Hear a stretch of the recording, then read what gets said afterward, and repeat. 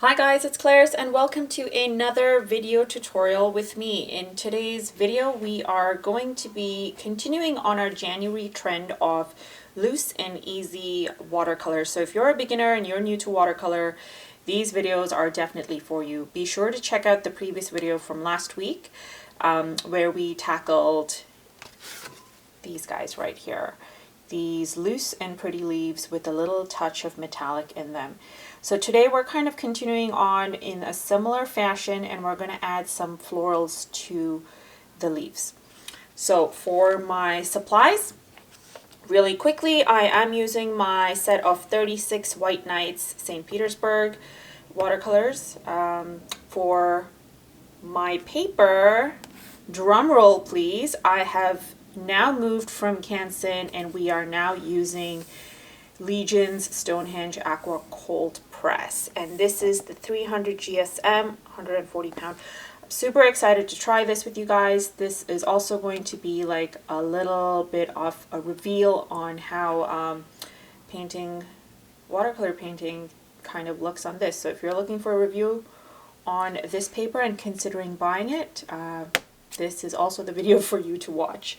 For brush, well, I was going to say brushes, but we're only using one brush because again, I want to keep this video simple for you guys. So I am using the Zen Art round number 8. This is actually part of a set of 6 brushes. It's called the Black Tulip collection.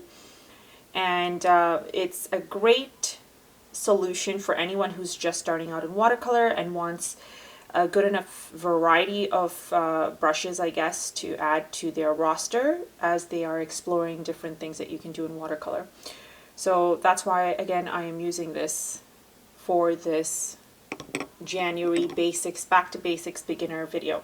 I've got 2 little things of water here, and then I have paper towel handy on the side, and we are ready to begin. So Stonehenge works a little bit differently from Canson.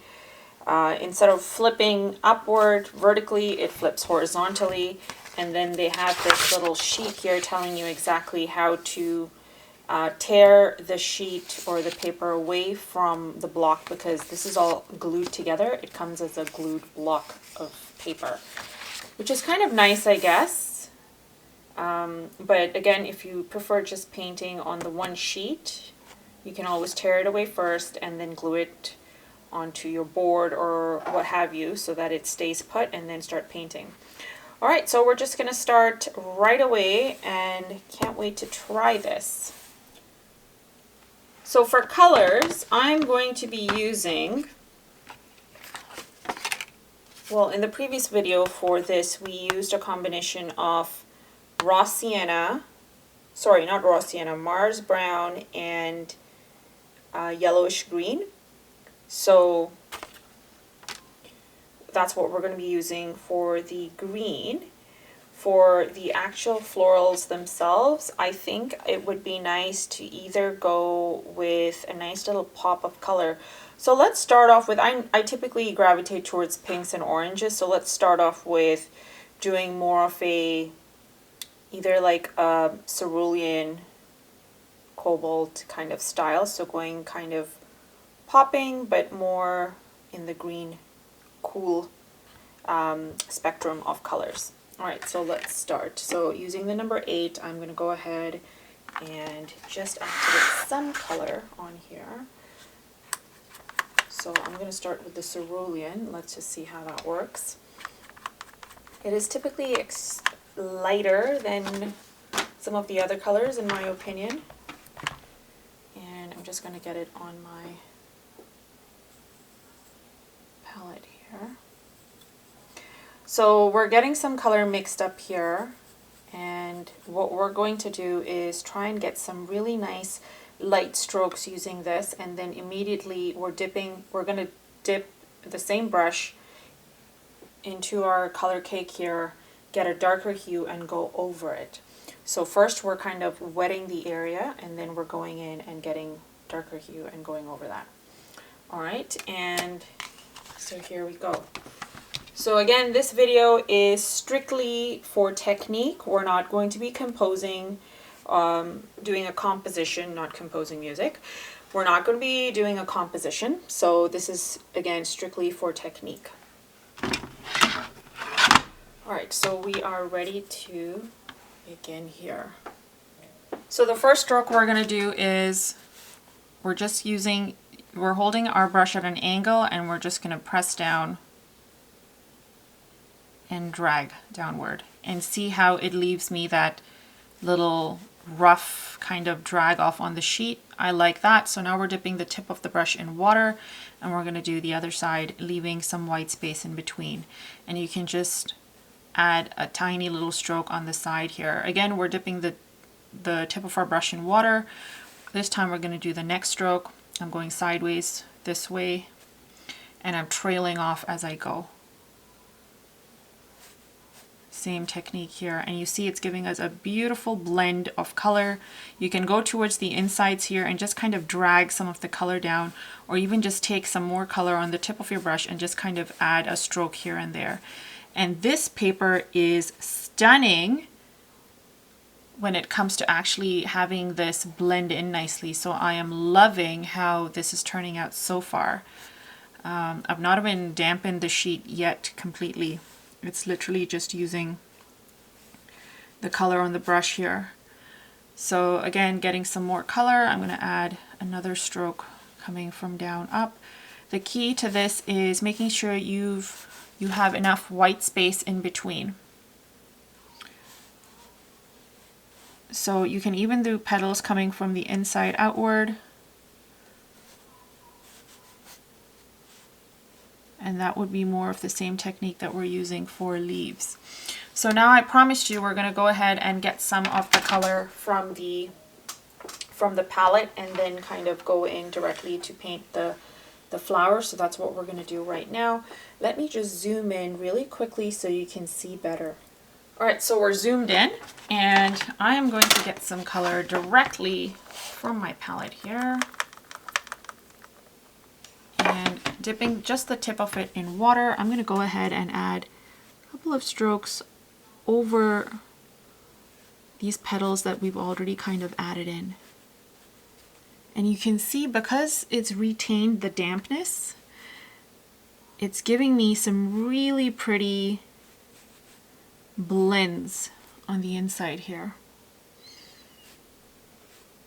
And again, it doesn't have to be your second strokes here with the darker hues do not have to mimic what you have done exactly. You can kind of be off a little bit because this is a loose style of painting that we're trying to do. And so we want to keep things loose, we want to keep things fun and airy and not too detailed. So that's the whole concept here. So let's just do this one more time really quickly, going over what I just demonstrated. So we'll do another flower happening on this side here so you have a better idea. And I'll leave it facing upwards again because we're trying to keep things basic and fun and light. Alright, so dampening my brush again. We want to first get in our petals. So I'll kind of have it facing a little bit sideways. So pressing down, trailing off, dipping the tip of my brush in water, getting another stroke on this side. I'm going to do another petal over here. And the more you do these flowers, the more you're going to realize you get a lot looser as you're painting them in. So the first one might seem a tad bit rigid, but then as you kind of keep on painting, it gets a lot looser and nicer looking. So just keep on going. So there we go. We've done our second, and that was super quick, super easy. Now that I've explained all the main details to you. And now we're going to go in and get the color directly from here, right, as I mentioned. And we're going to go in and add tiny little stroke details. You can kind of enhance the center a bit more so that it looks like it's dark in the center and then light on the outside. Keep on getting more color. Just kind of go ahead and add your detail or your second layer to this. And again, got too much color on this. There we go. And you're pretty much done. So this is all there is to it. Now you can just go ahead and add your leaves to this. And if you missed the video on the leaves, check it out. And then you can add leaves to this and then tag me in your work, and I want to see what it looks like. But before we finish off, I just want to add one more detail to this. It would be nice to add something in the center of these flowers. So I'm going to get some indigo, which is a nice dark blue. And I know this is fairly dried, so I'm just using the tip of this Zen brush. This is what I like about these brushes too. The tips are so fine and they really give you a really good fine point, especially if you're lightly trying to graze and add some detail to, tiny detail on this scale, on like a smaller scale. And then once I've done the little linear lines all around in a circular format, I'm going to go ahead and add a couple of dots just on the outskirts of this, to kind of random dots to kind of make it seem, what's the word, sporadic, loose, and fun. So literally that's all there is to it. So we're going to do the same thing for this one, and I'll be right back.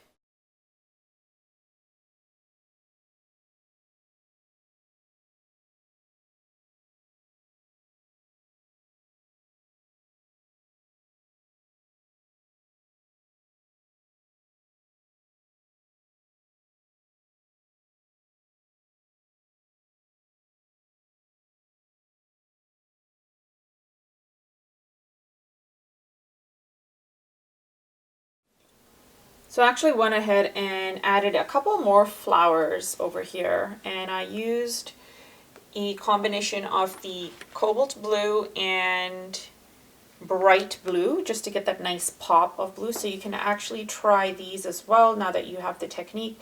So I've done about 3 here, and now we are ready to kind of add some leaves.